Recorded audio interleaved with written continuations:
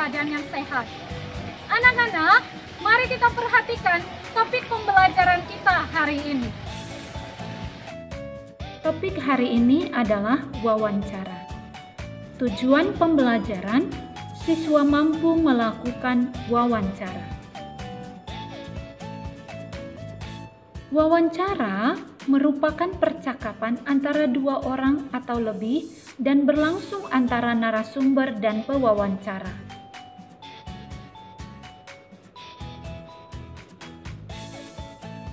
Tujuan wawancara adalah untuk mendapatkan informasi yang tepat dari narasumber yang terpercaya.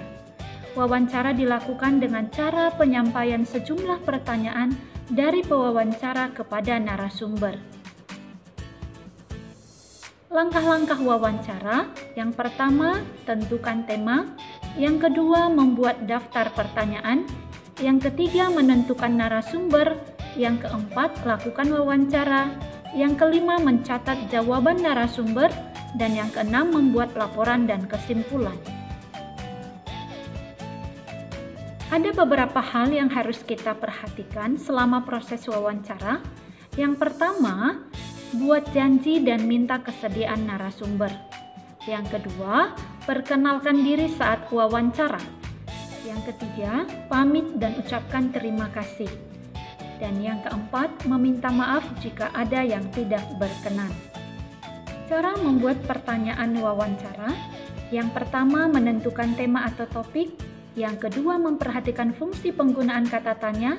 Dan yang ketiga, menyusun pertanyaan wawancara. Mari kita perhatikan langkah-langkah berikut ini. Yang pertama, menentukan topik dan tema, yaitu cara merawat tanaman. Langkah yang kedua, memperhatikan fungsi penggunaan kata tanya.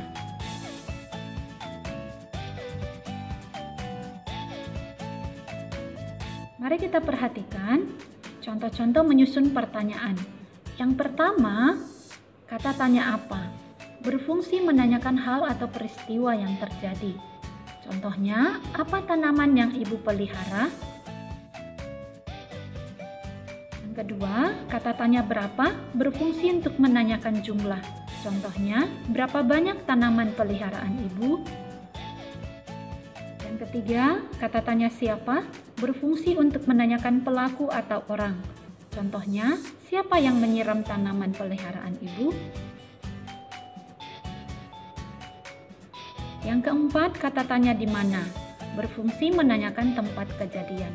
Contoh, di mana ibu membeli tanaman tersebut?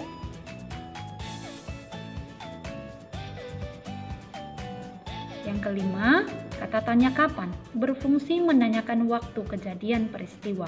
Contoh, kapan ibu membeli tanaman itu? Yang keenam, kata tanya mengapa berfungsi menanyakan sebab terjadinya peristiwa. Contoh, mengapa ibu selalu menyiram tanaman itu setiap hari? Dan yang ketujuh, kata tanya bagaimana berfungsi menanyakan keadaan atau proses terjadinya peristiwa. Contoh, bagaimana cara ibu merawat tanaman itu? Tugas HBL, videokanlah hasil wawancaramu dengan narasumber sesuai topik yang terdapat pada buku teks halaman 53. Atau, kamu juga boleh memilih dengan tema pilihan. Yang pertama, bencana alam. Yang kedua, penggunaan media sosial. Yang ketiga, cara menghadapi pandemi corona. Yang keempat, cara merawat tanaman. Perhatikan salah satu contoh berikut ini.